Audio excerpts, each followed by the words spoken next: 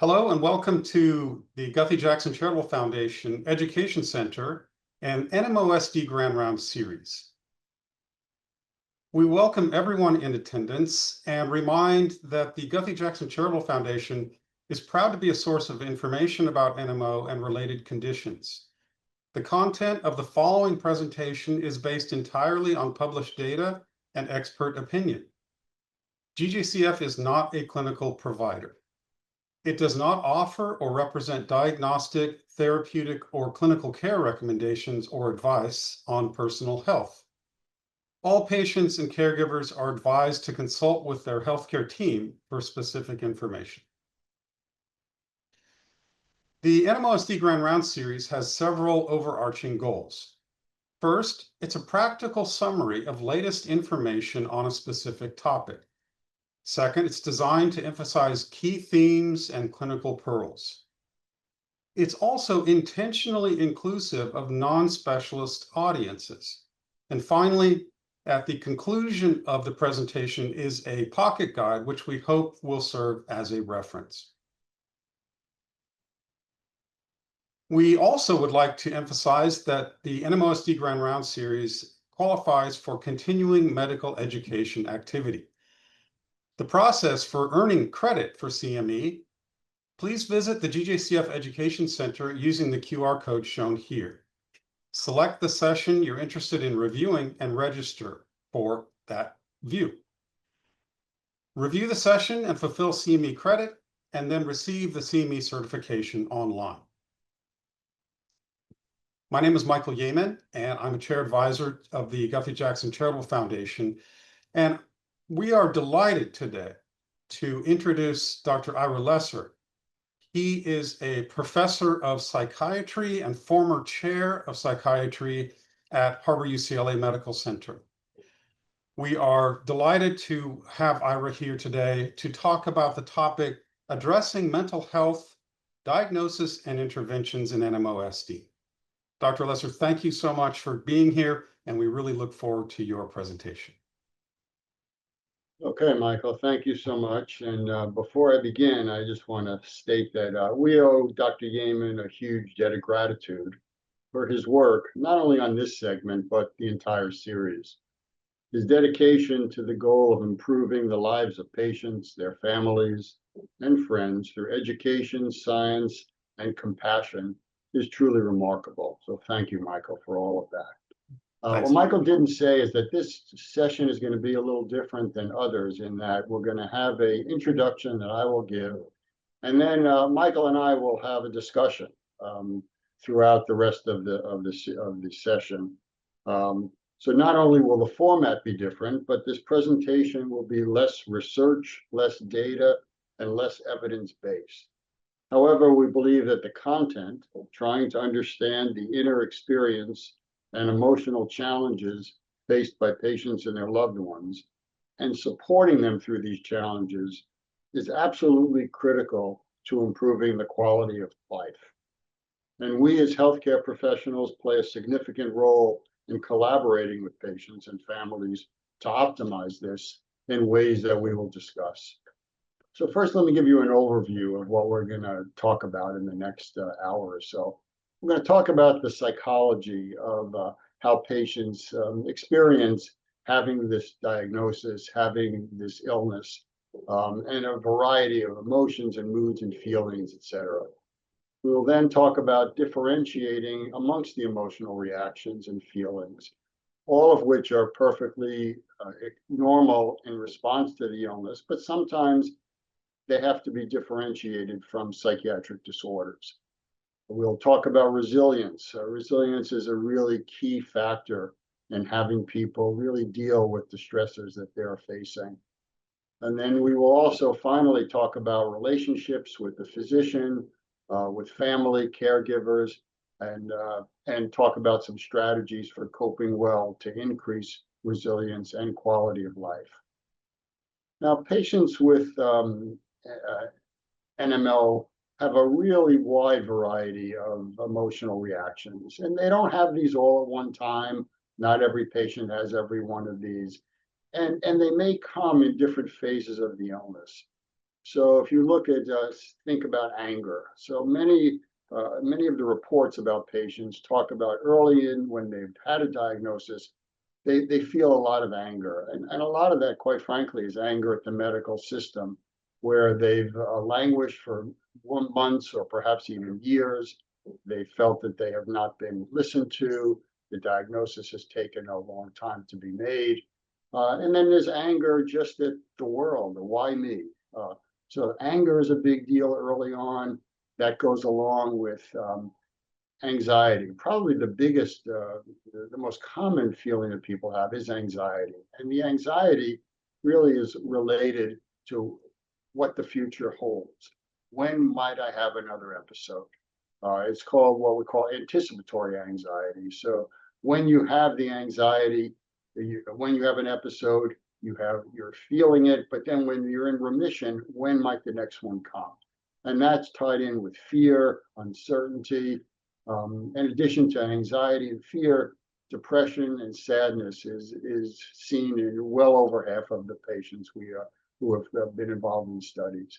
And so it's very important to recognize that people go through these different phases, and at one part, anxiety may be prominent, and another part, sadness may be prominent, hopelessness, and be attuned to that and try to understand and how to respond to them. The impact of this is quite variable.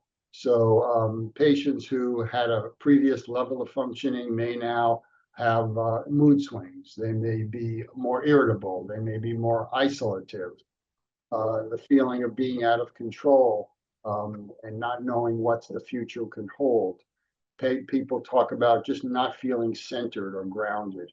And then this and the disability that accompanies NMO may lead to being less productive at work, at home, at school. And it really can cause changes in relationship with loved ones, with partners, with friends, with employers, in ways that we'll talk about in a little bit. Now, I said earlier, there's not a huge evidence base for what we're going to talk about, but there are a number of studies that have done quite a nice job of talking about cross-sectionally what people experience and then an intervention. The group that's done probably the most of this is a group out of Thomas Jefferson University in Philadelphia with Virginia O'Hare, the principal investigator there. And they've reported that pain, that many of the patients, up to 50% of patients, experience depression, anxiety at a variety of times, and that they have lower quality of life, not only because of the anxiety and depression, but because of pain, stigma, inability to work. They have studied a particular kind of psychotherapy called acceptance and commitment therapy, or ACT. ACT is a well-known evidence-based intervention that originally came about in response to dealing with patients with anxiety disorders, with serious depressions, and has subsequently been expanded to address people with a variety of chronic illnesses.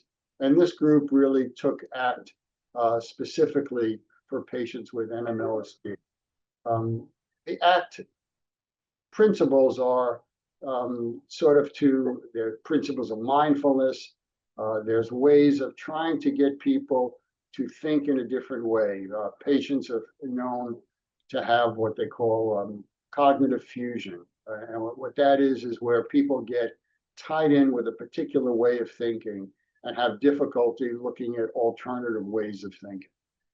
ACT therapy really addresses this and gives people tools for finding different ways of dealing with their emotions. It focuses on accepting the emotions, not judging them. It focuses on staying in the present, not going forward, not doing a lot of what if as later on. And in a study recently reported, there were significant reductions in depression, reductions in anxiety, reductions in cognitive fusion, and these results were prevalent 3 months afterwards in a follow-up. So this is a very promising avenue for treatment. And this was all done virtually through telehealth. And so it has broad applicability if therapists can be trained in the modality. So what I just said is that responding to pain and disability, all of these things leads to sadness, fear, anxiety, all of which are usual and natural responses to what the person is experiencing. They are not abnormal, they are not a disease, they're not a disorder. And there are ways of getting people to sort of sit with this and deal with it. However, there are times when such responses, for lack of a better word, morph into something else. The stressors of dealing with this, and perhaps even some of the immunological factors that deal with it, may lead to a more serious illness, such as a major depression. And that's something that really needs to be thought about. So if somebody's functioning over time continues to deteriorate, they're having trouble getting out of bed, they're having trouble doing daily chores, one really should think about whether or not they have an additional disorder, and one that may be treated through medication or specific treatment for the depression. Now, this is not probably going to be done by a neurologist, but it really talks about being willing to refer people on to mental health treatment. The mental health treatment, the goals are what you sort of see on this slide, with resilience being a major part of it. And so let's talk a little bit about resilience. Could define it. It's the ability to recover from a difficult life experience, to withstand a setback, to overcome things, to bounce back. All of these terms are used as resilience. And we all know people who seemingly are resilient. Now, whether that is genetic, or whether that has to do with upbringing, or whether that has to do with just their general way of approaching the world, that's fine, we know that. But resilience can actually be taught. And for people who are not generally innately resilient, we really want to try and give them the tools so they can bounce back, so they don't get mired in a way of thinking that is painful for them and keeps them from moving forward. So here are a couple examples of resilience. And you could read this, but even as a kid, falling off a bike, getting back on the bike after falling, not letting the fall keep you from going on a bike again. Gaining insight from a failure or rejection. We all go through that, and getting back up, moving forward. For patients with this disorder, it may be not allowing an episode to just define who you are, and it must always be that way, but then moving on from that. And that's another example of resilience. You can see in the bottom bullet, recovering and or adapting to a serious illness. So let's talk a little bit about these pillars of resilience. It starts with being self-aware, knowing where you are at, knowing what your experience, and then going around, finding what is it that you would like to achieve? What is the goal? What is the purpose? Mindfulness is a very powerful technique, which really can be conceptualized as staying in the moment, looking at your thoughts without judgment, looking at your emotions without judgment, just recognizing that they're there, and they're only your thoughts. They're only emotions. They're not something that is imposed upon you. They're generated by you, and that you have some control over them.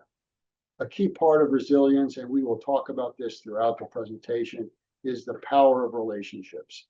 Relationships with loved ones, with friends, and for this disorder, relationships with others who have experienced the same thing. Self-care is really what it's meant to say is really finding ways to soothe yourself, finding activities for which you can find that decrease your anxiety, which give you some pleasure. And all of these together combine to have a better shot at being more resilient. Another way to sort of think about this, and having resilience sort of as the core, is recovering from adversity. And this can be adversity of any kind. In this instance, it's the adversity of having a chronic illness with an uncertain future. And it's important to try and create a sense of safety. And this relates in the previous slide to self-care.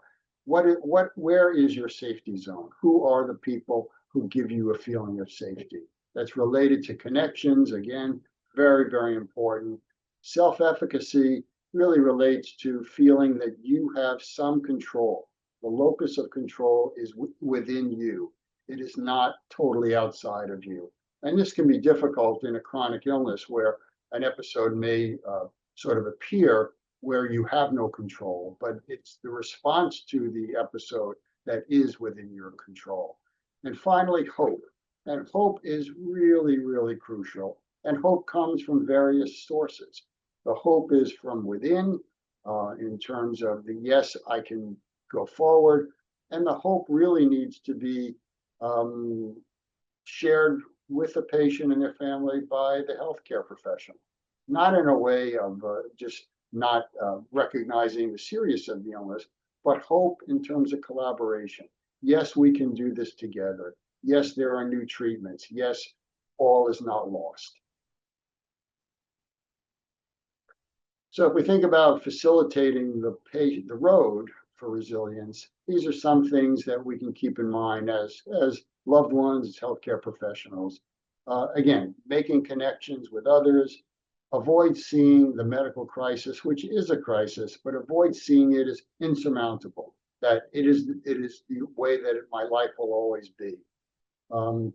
Counsel patients, that change is part of life. And this change, you didn't ask for it, but it is what you have, and how are you going to sort of approach it and deal with it? Self-education and self-support and support groups that you all know about are truly, truly important to sort of counter the uncertainty of the future.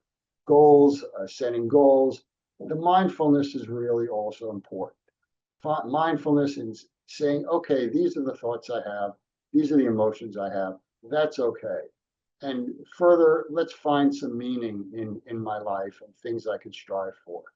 And then the final bullet, again, relates somewhat to the hope, is keeping things in perspective, hoping that things will move forward. And given the pace of science and the discoveries, that's not a false hope. That it really is a realistic hope that new treatments will be on the horizon.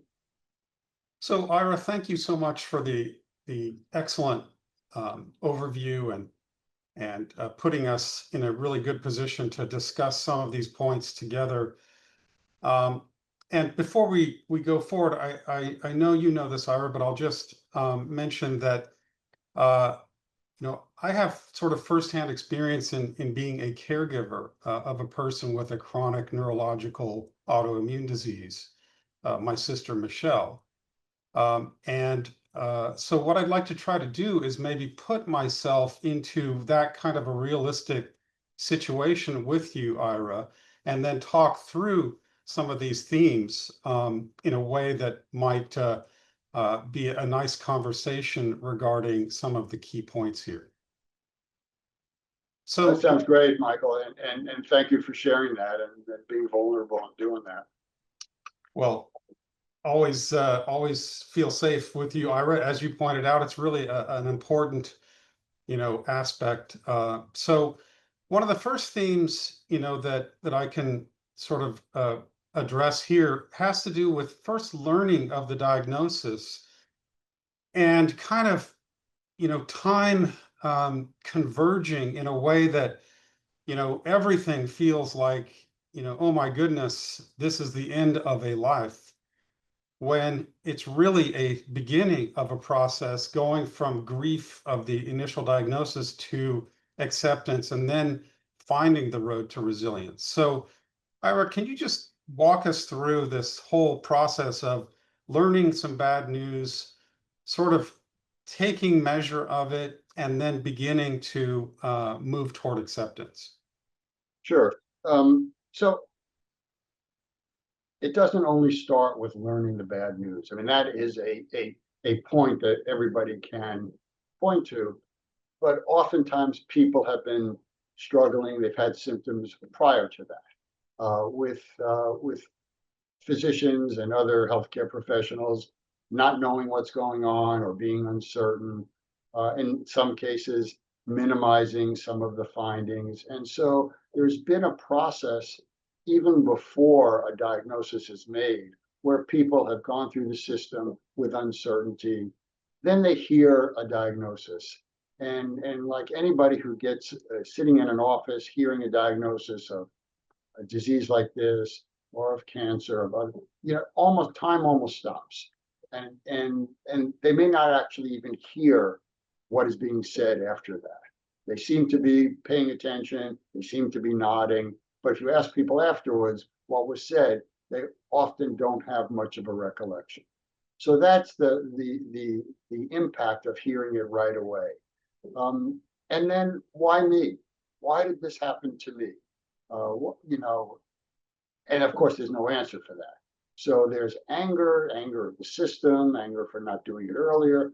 There may be anger at whatever spiritual or cultural support that you have. Why did God let this happen to me? So that there's the anger, and then there's the grief, meaning, does this mean that my dreams will not be achieved?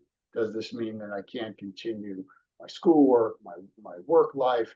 Does it mean that I can't have relationships? And all of that needs to be thought about. And there may be true losses that people have, not in the way of loss of life, but loss of certain functions. And a good way to understand that is to grieve them. Just like we grieve somebody's death because it's a loss, you can grieve different aspects of your life that may not be able to be continued. And this is a process, like you said, it just doesn't happen overnight. And each time there's another episode, some of this may be repeated. So I don't know, Michael, if that was sort of similar to your own experience and your sister's. In many ways, yes. And I want to just come back to this point of grief as a process.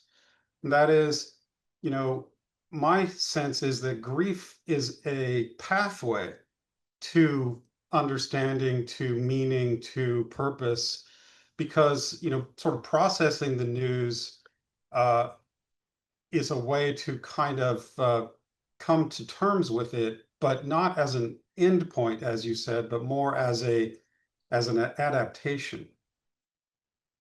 Yeah, no, I think that's crucial. And I think as an aid to that, so the support groups that are available, talking with other patients and family members who have experienced this, that can be an aid in moving the process along. And Ira, let me just ask you, it's natural, of course, for patients and caregivers when they hear this news with their doctor in the clinic, for example, and as you say, they may not remember much of the firsthand experience, but then they'll go home and they'll Google NMOSD. And of course, it's harder and harder these days to differentiate what's true and what's false, best case scenario, worst case scenario. How do we keep perspective with all of that sort of Yeah, that's a great question, and you're absolutely right that it's very difficult to know. What I would think about is, the foundation and other organizations probably have the most up-to-date and evidence-based information, and sort of staying within that framework, looking at articles, published articles that are peer-reviewed, although they may be more geared toward the medical community. People can sort of see what is being talked about there. First-person accounts on the internet, you're never sure where they're coming from. So I would sort of try to steer away from reading too much and going down the rabbit hole, because that first of all is going to be way too confusing. So I think getting some guidance from the healthcare team, some guidance from the foundations that are addressing this disorder are probably ways of mitigating, just finding information that may be untrue and may be very frightening. Excellent. Ira, let's move to another theme which you touched on, and it's really a common and difficult but completely understandable issue in NMOSD, and that's sort of fear and uncertainty. One of the things about NMOSD, is that the initial onset usually comes out of the blue, and relapses can often be unpredictable. And it's this completely unforeseen kind of experience that can really generate fear and uncertainty. Yeah, no, that's perhaps the biggest challenge that people have because of the unpredictability. You're doing fine, and you have an episode comes out of the blue. It's the first one. It's common to say, well, will this be the only one? They say that it's recurrent. What does that mean? How frequently? When? And do I have a role in the recurrence? There can be, well, maybe I was doing X, and that's why I got the first one, although X may have nothing to do with it. But there's what we'll call attribution theory. Some people will attribute, oh, that's because I did whatever, and so I will avoid doing whatever that is. Or I will no longer exercise as much, or I no longer do this because of that it might create another episode.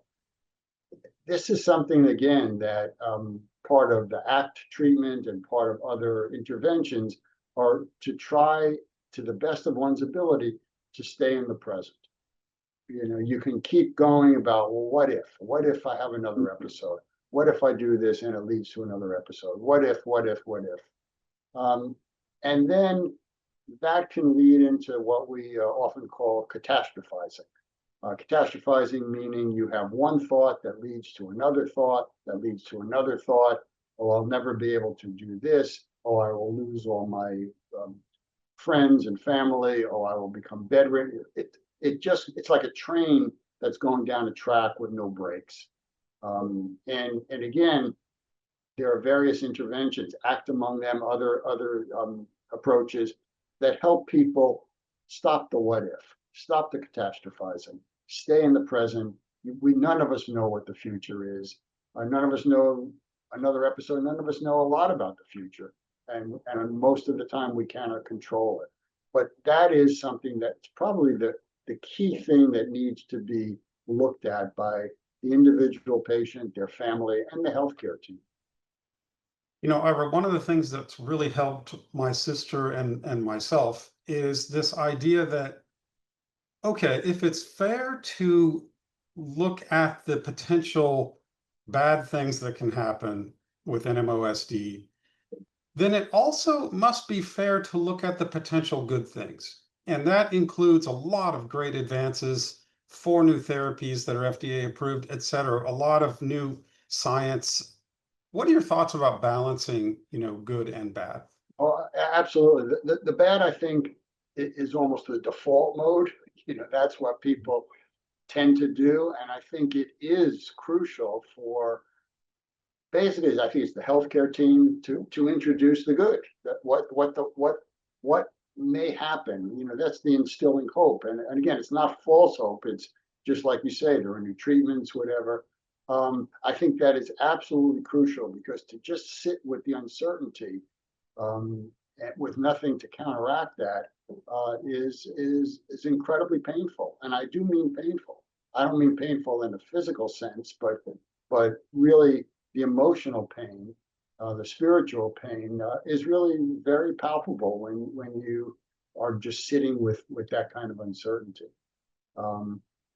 So I think I shared with you before. I do a lot of psychotherapy with patients, not particularly patients with NMOSD, but one of my favorite definition of psychotherapy. It's very easy. It's 4 words, and it's from Jerome Frank, who was the late Jerome Frank was a professor of psychiatry at Johns Hopkins, and he did looked at healing practices. It wasn't just psychotherapy; it was healing. And what he said is so crucial is the restoration of morale. The restoration of morale. It's so important. People in this who get this news are demoralized and worse. And they sometimes can't on their own get beyond that. And they need a team around them. And I really mean a team who can, do just that, restoration of morale through a variety of things. And one of them is new information about strides that are being made, that there is hope. So I think you're absolutely right. That has to be balanced. I mean, we like to say, Ira, that, a hope without a plan is just a wish. And so wrapping evidence and wrapping action around hope really turns it into something real. And, it kind of creates, at least again, in my experience, this idea that if you stand back and look at the experiences of patients and caregivers in 2025, as compared to 20 years ago, there are many more stories about good outcomes than there are terrible outcomes. So I really like how you put that, the restoration of morale, because a lot of it is contextualizing one's own experience, as I'm hearing you say here, Ira. Yeah, no, I think that's a perfect way of thinking about it. Yeah.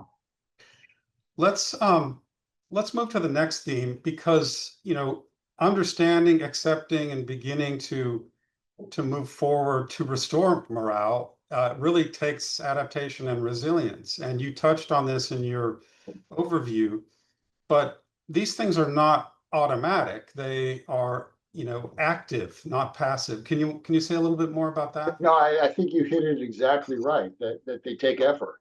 Again, there may be some people who's naturally good at this for whatever reason. We all know people who have a sunny disposition. They seem to, things roll off their back, whatever, but that's not the majority of us. And so the majority of people, I think, really need to work at it and be purposeful and pay attention to the way they're thinking, pay attention to where their thoughts have led them to feel that they cannot do certain things. Well, maybe they can't do certain things, but they can do many things. And so a blanket, I can no longer do X, where X encompasses so much. That's something that actively and effortfully needs to be addressed. And people can do this any number of ways. They can do it. A lot of the work is on their own, is sort of allowing themselves to think about what they're feeling and then seeing if there's another way to look at it. Sometimes that's very difficult and they need another person to sort of help them see that. That person can be a family member, a friend, a partner. It can be someone else with NMO. It can be a therapist. But sometimes you do need someone other than the individual to sort of help you find the road to looking at this and to acting more resilient. And once you do that, there really is a sense of the locus of control comes a little bit more into your own person. And you can call it empowerment, you can call it whatever, but it's really feeling less helpless and more able to have some say in how your life is going to go forward. Ira, one of the things that's really interesting is something that my sister and I experienced, and that was some surprises along the way on the road of adaptation. And I mean, you could say a lot more about this than I could, but there's plenty of examples when an issue occurs in one part of the brain, another part will compensate and actually become even better at doing things. And that's all also sort of a metaphor for physical ability, et cetera. I mean, there's plenty of examples of patients who might have lost a little mobility, but they've gained something else that was revealed through the experience. Do you want to say a little bit about that? Yeah, no, I think it's absolutely true. You talk about it in a physical way, which I think is very valid, but it's also in an emotional way. Oh, I never knew that I could think about things in this way. I never knew that I could control this kind of feeling. So that gets back to what I said a few minutes ago about the empowerment of sensing that I didn't have to do this before. Now I need a new way of looking at things and oh wow, some of this new way of looking I can broaden, and it can be my new way of being. So I think that that's really very true. The same thing may be true with one's relation to spirituality. You know, that maybe people will find a new comfort in spirituality. And this could be organized religion or non, or it doesn't really matter, but just something outside of oneself where one can get some comfort. And maybe when things were going well, people didn't stop and take the time to think about that. The illness may cause them to do that, and they may feel more that they're not really a better person, but they're more able to handle things with this new perspective. Well said, Ira. And that kind of brings us to another theme, which has to do with relationships and how to optimize them. Relationships are sort of always moving, they're not static. Can you sort of walk us through how relationships might change and how we can do best in that change? Sure. It would be silly to think that having a chronic illness in one member of the family doesn't have effects rippling throughout the family. And it doesn't matter what the family member is, whether it's parents or children or siblings or partners, whatever. The person that I used to be, I am no longer that person. And how does the other relate to me? Well, you know, they can relate in a wide variety of ways. They can relate in very loving ways and caring ways, which the caregiver feels is the most appropriate way for them to deal with their loved one. And the patient may appreciate that, but also at the same time may feel it's too much, may feel that they're being smothered, may feel that their independence is being taken away from them, may feel like their decision-making is no longer theirs. And that can lead to conflict where the caregiver is truly doing what he or she feels is in the best interest of their loved one, and it is, but not recognizing that there may be some downside of that. And so that goes through any relationship. It could go through having a partner, and it can go through, you know, children, you know, who see a parent struggling with this, and that's frightening for the child. And then the parent has to figure out how to convey to the child, and it could be a, you know, adolescent child or whatever, you know, that they still will be there for them. So the relationship issue is enormous, and maybe a little less dramatic is the relationship with the healthcare system and the healthcare provider. I said earlier, some of the literature talks about one of the major themes of patients has been disappointment, anger, whatever you want to call it, with either their provider or the healthcare system, where they have not felt listened to. Now, this is a two-way street. Sometimes you can't just make a diagnosis so easily in a disease like this. But nevertheless, the thought is my doctor should know X, Y, and Z. My doctor should listen to me, and people have not felt listened to. And this can jeopardize that relationship, which is problematic going down the road, because you want to have a healthcare provider with whom you can share things, who you feel will listen to you. And when that relationship is ruptured, the person is really much more alone. And Ira, this idea that, you know, some patients and caregivers, and more culturally even, that reaching out for professional support is somehow a weakness or a failure. Can you put us really clearly in an awareness that that is not the case? It's not a sign of weakness. It's not, but it's clearly present. You know, stigma and shame are the two biggest reasons that people with any kind of mental illness or challenge don't go for treatment. The stigma of what if people find out, they will think I'm quote unquote crazy, there must be something wrong with me. The shame, why do I need this? I'm a strong person. Why do I need to go share this with someone else? So the stigma and shame are there all the time. In addition to this, and we don't have really a whole lot of time to go into this, there are very different approaches to this across cultures. So some cultures really seeing this as a weakness is so strong that they want to keep it all. It's a physical illness, period. There are no emotional things. And for physical illnesses, you only go to your medical team. For others, talking about feelings and emotions and relationships with someone outside of the family is a taboo.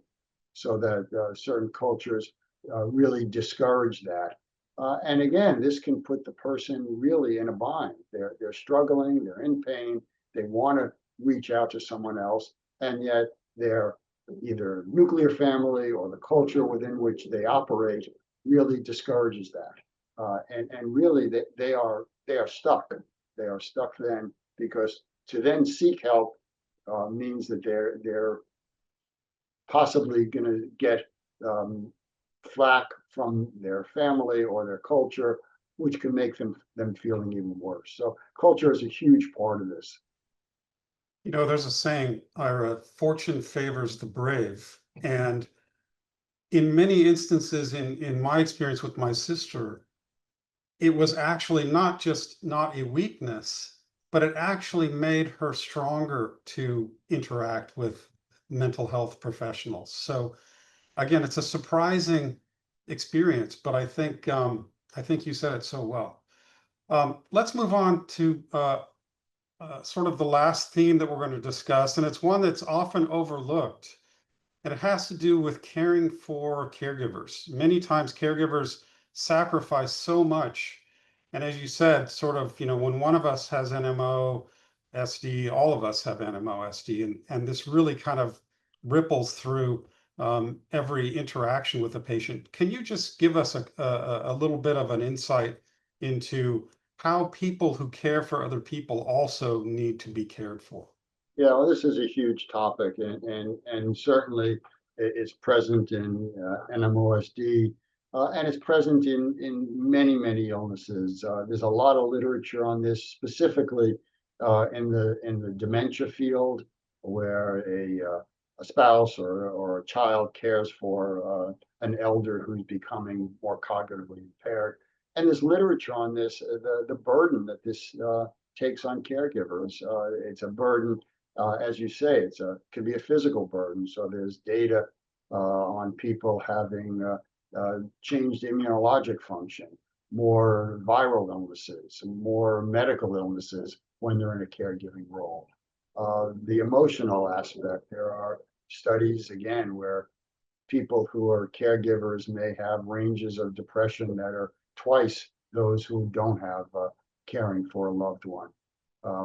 Financial, as you say, is a huge thing. And then there are, the caregiver may also harbor feelings that he or she is ashamed of, and certainly is not going to share it with the patient. But after a while, they may feel, why do I have to do this? You know, why can't I have the life that I wanted to have? There could be anger, and that's very uncomfortable. For a caregiver to see a loved one struggling and to feel angry at them, or to feel, why do I need to do this? And those are feelings that really can eat away at somebody.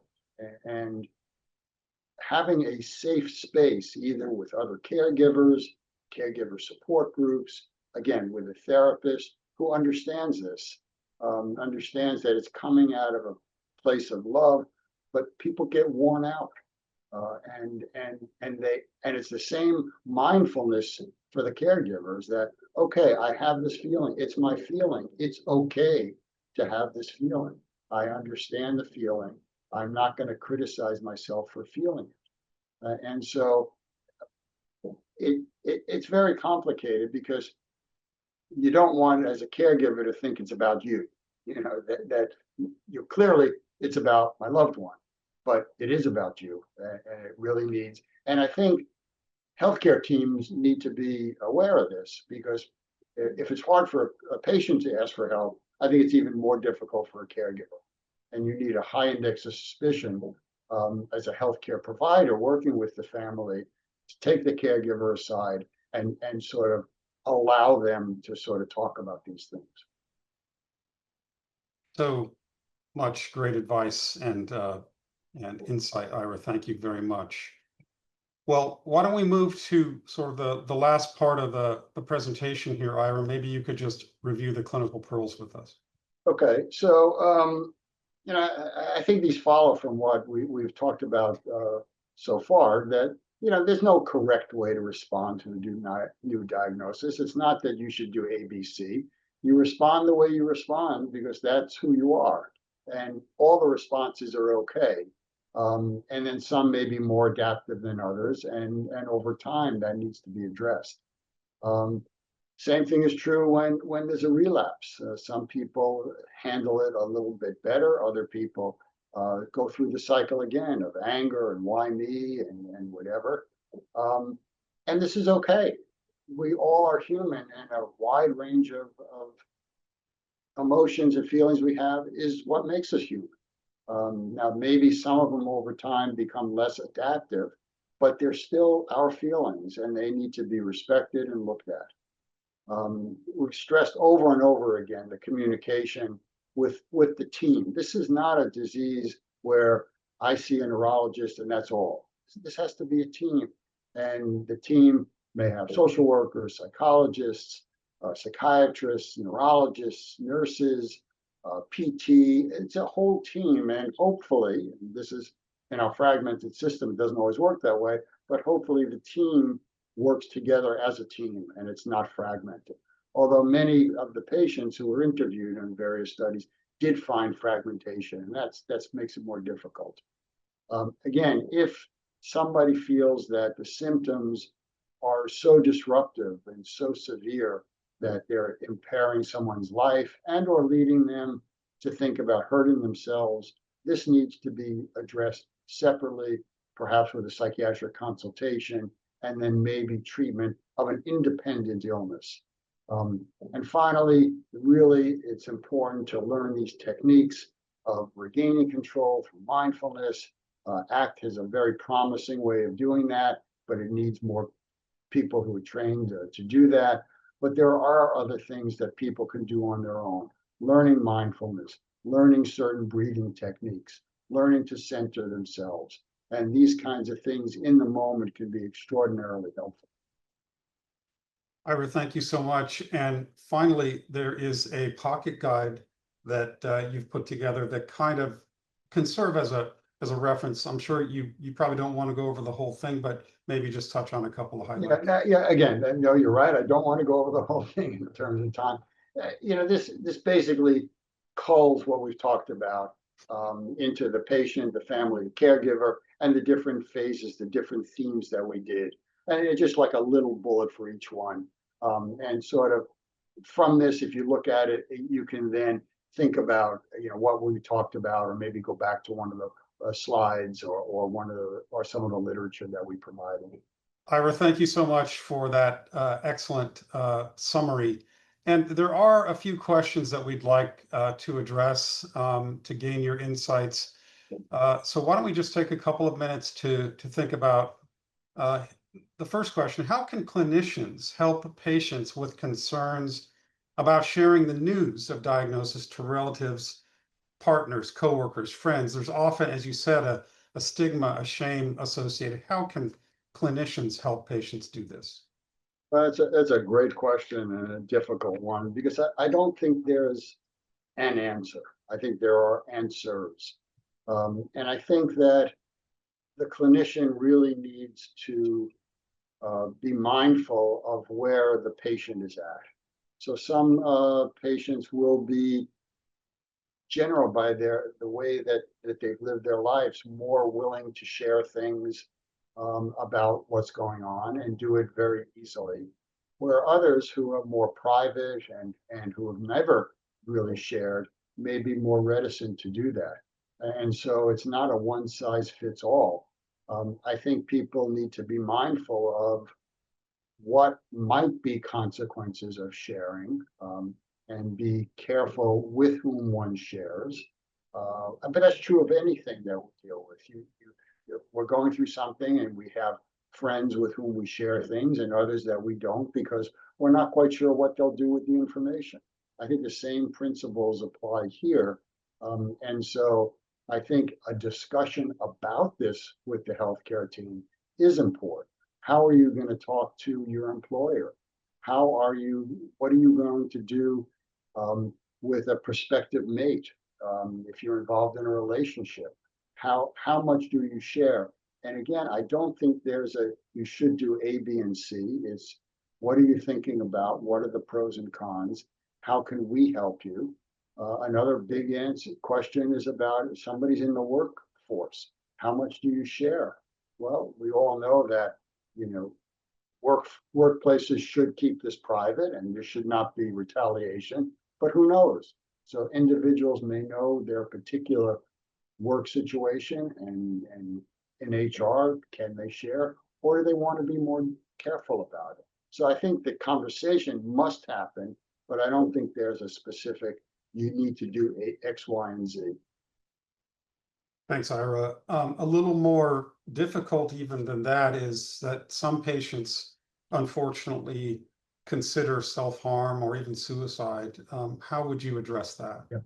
So in the articles that I reviewed, unfortunately, there's a very significant number of people who have suicidal thinking. In some studies, up to 40% of patients at some point during the illness have thought about ending their life.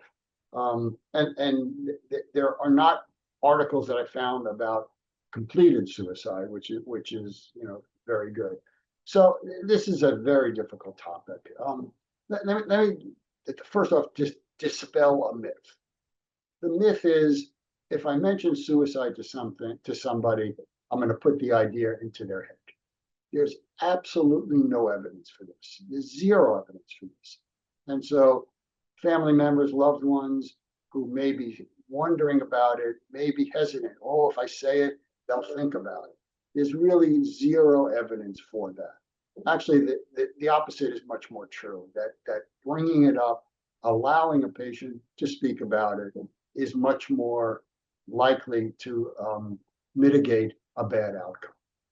And so I think that it is okay to talk about it.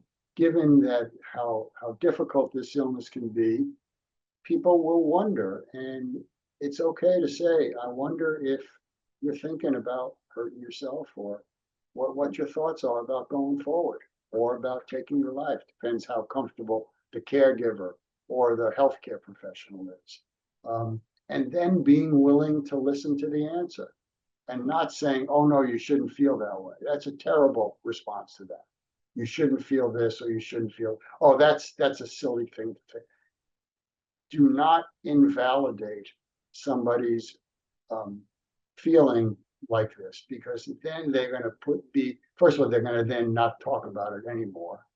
They're going to feel ashamed. There's a lot of shame. People who have suicidal thinking often feel shamed about it.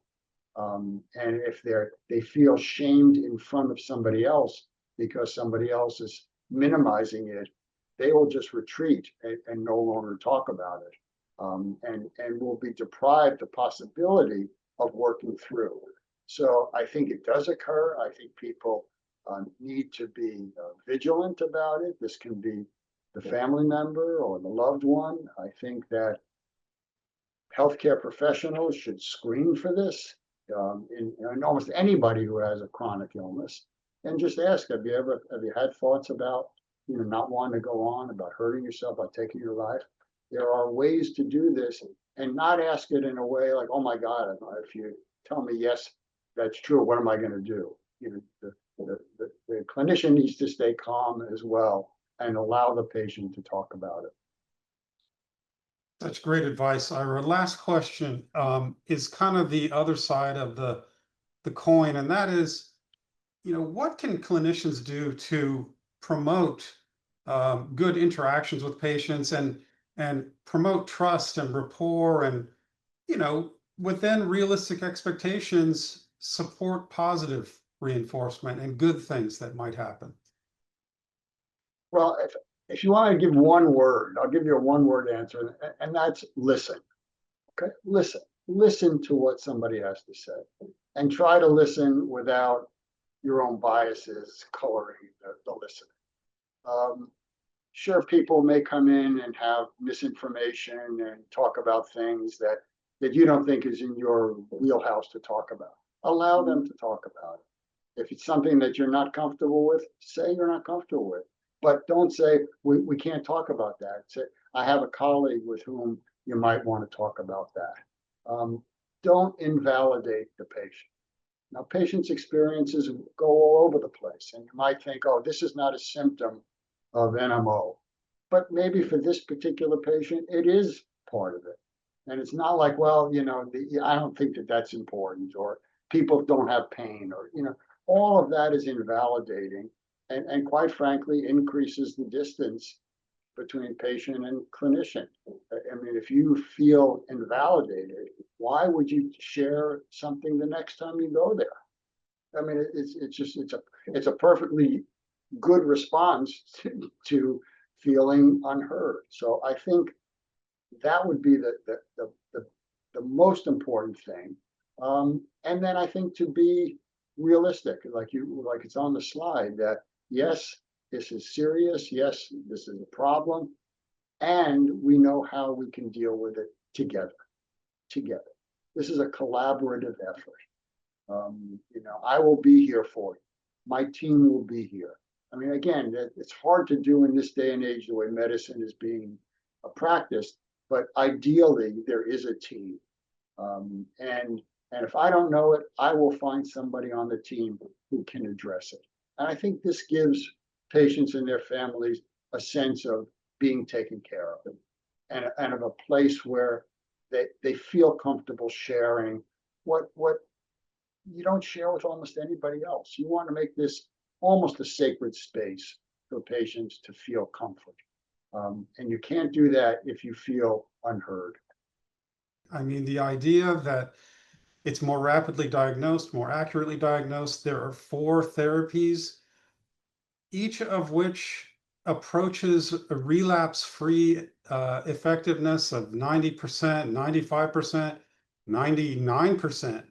I mean, we are, I think, to be fair to the science and the medicine, I think clinicians, who offer that side of the story as well as the potential bad things that could happen, really do a service to patients, because it's not false hope, as you've said, it's real hope. Yes? Unquestionably, absolutely crucial. And that, I mean, even me hearing that is heartening. I think that is really information that really needs to be promulgated widely. Ira, thank you so much. It's been a delight to talk with you and learn from you, as always. I know patients really respect you, and clinicians can learn a lot from your experience. Thank you so much.